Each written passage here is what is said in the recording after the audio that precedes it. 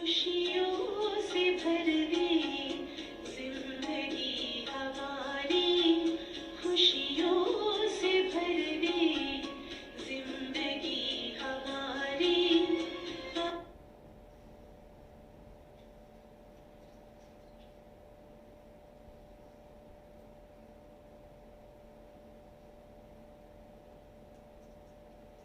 आपकी बलिहारी प्रभु, आपकी बलिहारी, आश पूरी कर दे आपने हमारी, आश पूरी कर दे आपने हमारी।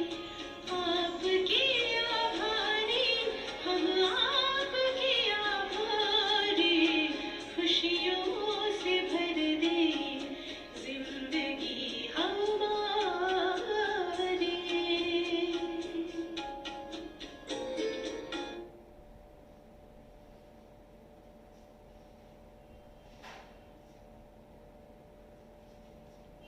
ओम शांति, ओम शांति।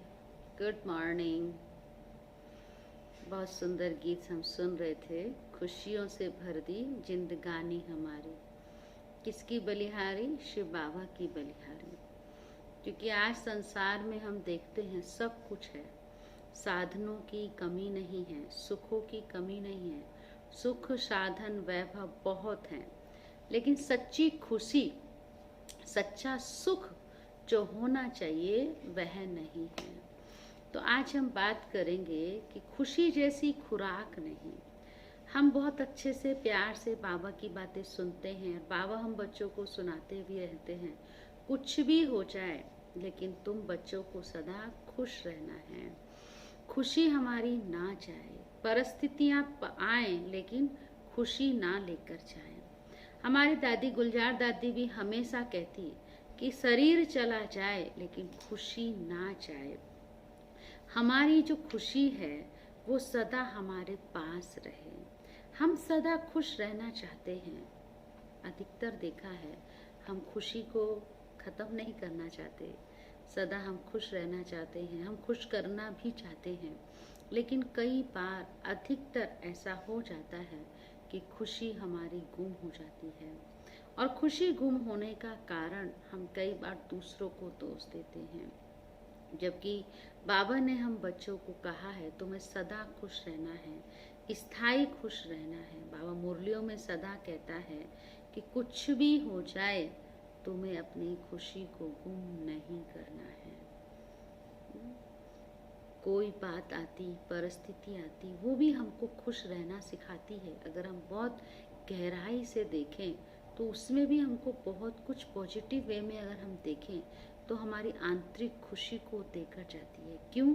क्योंकि हमारी को मजबूत बनाती है, हमको भगवान की याद दिलाती है, हमको बाबा की याद दिलाती है। जितना हम शिव बाबा की याद में रहते हैं उतना हमारी खुशी सदा रहती है। हमने देखा है कई बार कईयों को प्रश्न उठता है कि हम खुश रहना चाहते हैं, लेकिन क्या है हमारी खुशी गायब हो जाती है। खुश रहना चाहिए, प्रसन्न रहना चाहिए, लेकिन इसमें हमें विशेष किस चीज़ की आवश्यकता है वो भी हमको अटेंशन रखें। तो हम सबसे पहले इनमें 4 बातें के लिए, क्योंकि खुश रहने के लिए आत्म सम्मान ये महत्वपूर्ण भूमिका निभाता है। आत्म सम्मान हमारा स्वयं का जितना हम रहता है, अर्थात जो बाबा हम बच्चों को कहता है कि बच्चे तुमको आत्म अभिमानी बनना है, वो आत्म अभिमानी स्थिति हमारी जितनी रहती है उतना हम आत्म सम्मान पूर्ण जीवन जीते हैं। और उतना कैसा भी कुछ है लेकिन हमको खुश उस चीज में हम रह सकते हैं। दुनिया में प्रसन्नता के लिए कहावत है कि प्रसन्नता तब पाई जा सकती है कब? जब हम प्रसन्नता के लिए पात्रता चाहिए। क्या कहते हैं, हम किसी को खुशी दे रहे हैं लेकिन वो पात्र ही नहीं है ना। हम तो दे रहे हैं लेकिन वो नहीं ले रहा है। वो अपनी संस्कारों के अधीन है, उसको गंभीर रहना ही अच्छा लगता है, उसको हर बात में नाखुश रहना ही अच्छा लगता है। तो इसके लिए सबसे पहले हमको एक पात्रता चाहिए, दूसरा उसके लिए मेहनत चाहिए। प्रसन्नता के लिए मेहनत करनी पड़ती है। मेहनत क्यों कहा? क्योंकि हम आज के संसार में जो रह रहे हैं इसमें विपरीत व्यक्ति है, विपरीत परिस्थितियां हैं, विपरीत समस्याएं हैं। जैसा हम सोचते हैं, जैसा हम चाहते हैं, वैसे ही हमारे सामने हमारे अकॉर्डिंग सब हों, ऐसा तो पॉसिबल नहीं है। तो उस विपरीत परिस्थितियों में, विपरीत समस्याओं में, विपरीत व्यक्ति के सामने भी हम प्रसन्न रहें, इसके लिए हमें खुद पर मेहनत चाहिए। तीसरा, प्रसन्नता कमाई जाती है, ऐसे ही नहीं मिल जाती है। प्रसन्नता की क्यों कमाई वर्ड कहा? आप देखो, आप सर्विस करते हैं, धन कमाते हैं, धन कमाने के लिए आप मेहनत करते हैं, तो मेहनत की है तो कमाई है। तो प्रसन्नता के लिए मेहनत की तो नेचुरल ये आपकी कमाई हो गई। और कमाई के लिए फिर आपको कैसा भी माहौल हो, कैसा भी सिचुएशन हो, उसमें आपको अपने आप को ढालना पड़ता है। चौथा, प्रसन्नता की भी कीमत होती है। जितना हम कमाई करते जाते हैं उस कमाई की वैल्यू हमको पता होती है। जो कमाता है वही उसकी कीमत को जानता है। कहते हैं जिसने मेहनत ही नहीं की, जिसने कमाई नहीं की, उसकी वैल्यू को वो नहीं जानता। कई बार कहते हैं ना, इसको बिना कमाया मिल गया ना, इसको बिना मेहनत के मिल गया ना, ये इसकी वैल्यू क्या जाने।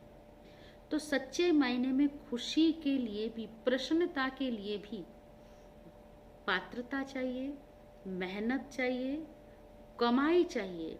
और जब ये तीनों चीजें होती हैं तब हम उसकी कीमत को समझते हैं। फिर जब कीमत की हमें समझ में आती है तो हम अपनी खुशी को जाया नहीं करते, अर्थात हम अपनी खुशी को खत्म नहीं कर सकते।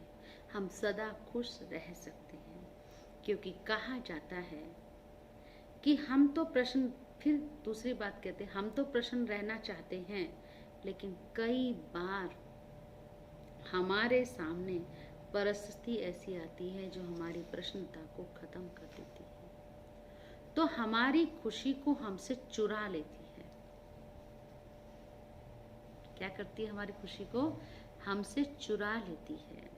तो हमारी अप्रसन्नता का कारण क्या है? मैं पात्र भी हूँ, मेहनत भी कर रही हूँ, कमा भी रही हूँ, कीमत को भी समझ रही हूँ, लेकिन कारण क्या है? परिस्थितियाँ। लेकिन उन विपरीत परिस्थितियों में भी विश्वास पूर्वक अपनी शक्तियों को विजय में परिवर्तन करना, अर्थात उन विपरीत परिस्थितियों से भी कुछ सीख कर आगे बढ़ना,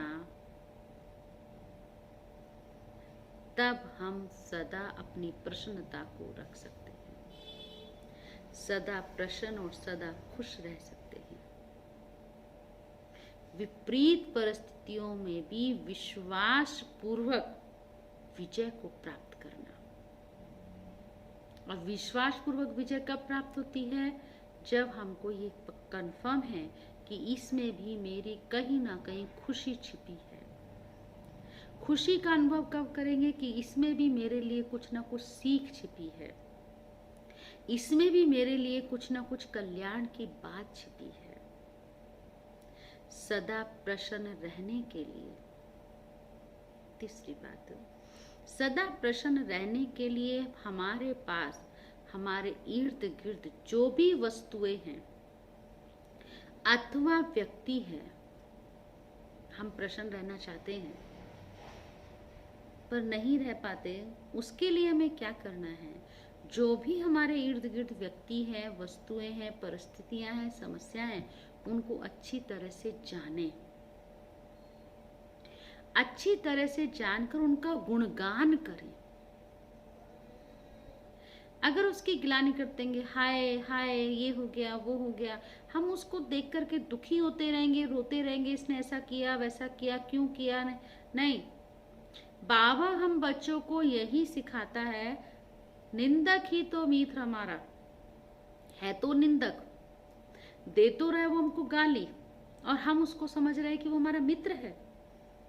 लेकिन मित्र हम समझेंगे तभी हम उसका गुणगान कर सकते हैं, क्योंकि वही सच्चा मित्र है जो हमको हमको अच्छा बनाने के लिए, हमको ऊंचा बनाने के लिए हम पर मेहनत कर रहा है। अर्थात हमारी कमी को, हमारी बुराई को उजागर करके हमको उसको खत्म करने का मौका दे रहा है। तभी तो सच्चा मित्र है ना। तो उसकी हम जब गुणगान करेंगे, चाहे वो परिस्थिति हो, चाहे वो व्यक्ति हो, चाहे वो समस्या हो, जो भी हमारे इर्द गिर्द है, जो भी हमारे आसपास है, उसका हम खूब महिमा करें, खूब उसका गुणगान करें, उसके मूल्य को समझें। मूल्य, क्योंकि वो हमको समय दे रहा है ना।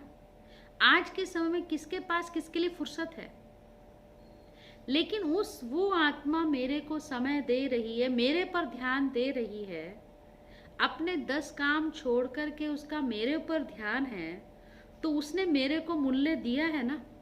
हम ध्यान किस पर देते हैं, जो वैल्यूबल चीज होती है। तो उसने अपने सारे कारोबार को छोड़ करके मेरे पर ध्यान दिया है, तो इस चीज को भी हम समझेंगे, तब भी हम खुश रह सकते हैं, पॉजिटिव रह सकते हैं। भले वो नेगेटिव है, और सच बात है वो मेरी कमियों को देख रहा है, गुणगान मेरी बुराइयों को देख रहा है, तो खुद नेगेटिव है ना। वो नेगेटिव होने के कारण वो असंतुष्ट रहता है, लेकिन मैं आत्मा उस असंतुष्टता में भी संतुष्ट रहूं। अगर उसकी असंतुष्टता में मैं भी असंतुष्ट हो गई, तो भी मेरी खुशी गायब हो जाती है। तो हमें अपने आप को सदा यही पक्का कराना है, कुछ भी हो जाए मेरी खुशी गायब ना हो। जैसे कि देखा गया है, चौथी बात, जीवन गंभीर नहीं है, ये जीवन बड़ा अनमोल है। कहते बहुत मुश्किल से मिलता है। भक्ति में तो कहते हैं कि इस एक जीवन का एक एक अंग कितना वैल्यूबल है। भक्ति में क्या रियल बात है ना। एक एक जीवन का हमारा जो जीवन है और इस शरीर का एक एक जो अंग है वो कितना वैल्यूबल है, कितना कीमती है। किस लिए मिला है? खुश रहने के लिए मिला है ना। दुखी रहने के लिए थोड़ी मिला है, अशांत परेशान रहने के लिए थोड़ी मिला है। लेकिन कईयों की आदत होती है, उसका गंभीर स्वभाव होता है, वो उनको खुशी के माहौल में भी वो खुश रहना चाहते हैं, तब भी खुश नहीं रह पाते, अपने जीवन को नीरस बना लिया है। लेकिन शिव बाबा हम बच्चों को कहता है, नहीं, हमें सदा इस संसार में हम आए ही हैं अच्छे से अच्छा पाठ बजाने, और अच्छा पाठ वही बजा सकता है जो हर परिस्थिति में, हर विपरीत व्यक्ति, विपरीत समस्या में खुश रहना जानता हो। आज के संसार में सुख नहीं है, हमारे मन में सुख है, वस्तु वैभव में सुख नहीं है। अगर हम खुशी को किसी व्यक्ति में ढूंढेंगे, वस्तु वैभव में ढूंढेंगे, भौतिक साधनों में ढूंढेंगे, तो हमें सुख मिलने वाला नहीं है। सुख कहीं व्यक्ति वस्तु से नहीं मिलने वाला है, सुख हमारे मन के अंदर है। सुख हमारे अंदर की मन, हमारे संकल्पों के आधार पर है। हमें इसलिए सदा अपने आप से ये वायदा करना होगा कि हमें सदा प्रसन्न रहना है। जब हम अपने मन में ये पक्का वायदा कर लेते हैं, तो हम सदा खुश रह सकते हैं। दूसरा, हमने देखा है, जितना हम खुशी को बांटते हैं, हमने जब संकल्प ले लिया है कि मुझे दूसरों को खुश करना है, दूसरों को खुश करने का जब हम निर्णय ले लेते हैं, तो देखा जाता है जो हम दूसरों को देते हैं वो हमको स्वतः ही प्राप्त होता है। एक बात याद आती है, एक उदाहरण एक हॉस्पिटल में, एक वार्ड में कई पेशेंट थे। एक पेशेंट था जिसका चारपाई, जिसका बेड खिड़की के पास था। तो खिड़की के पास बैठ कर के और जो उसके दूसरे साथी पेशेंट थे उनको बाहर का प्राकृतिक सौंदर्य का बहुत सुंदर वर्णन करता था।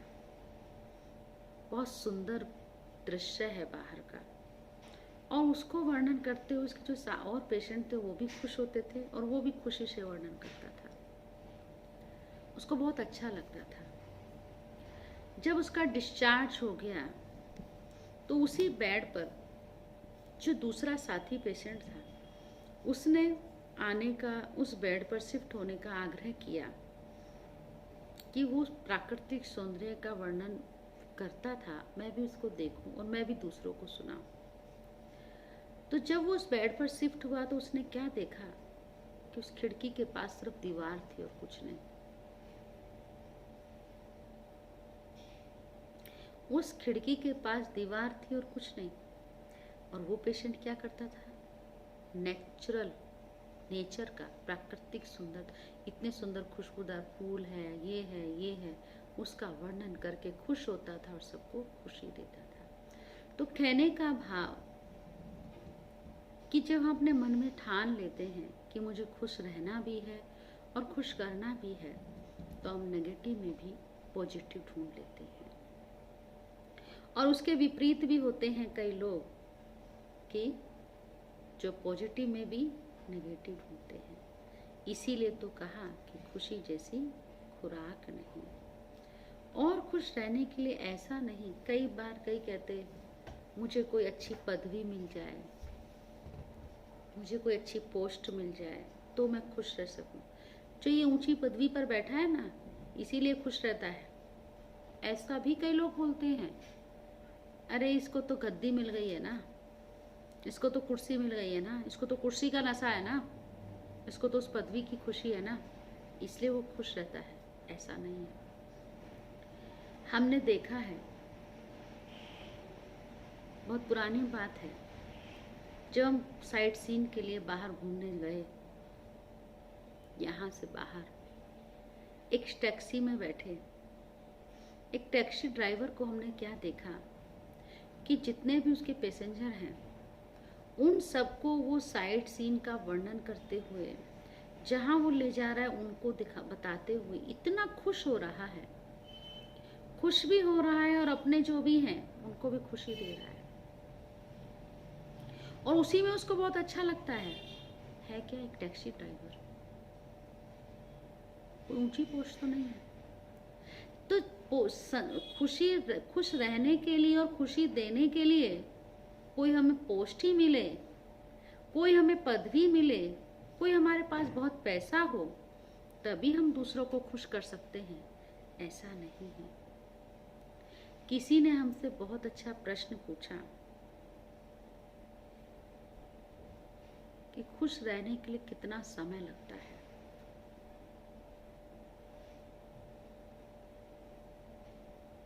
खुश रहने के लिए कितना समय लगता है? हमने कहा सिर्फ इतना समय लगता है।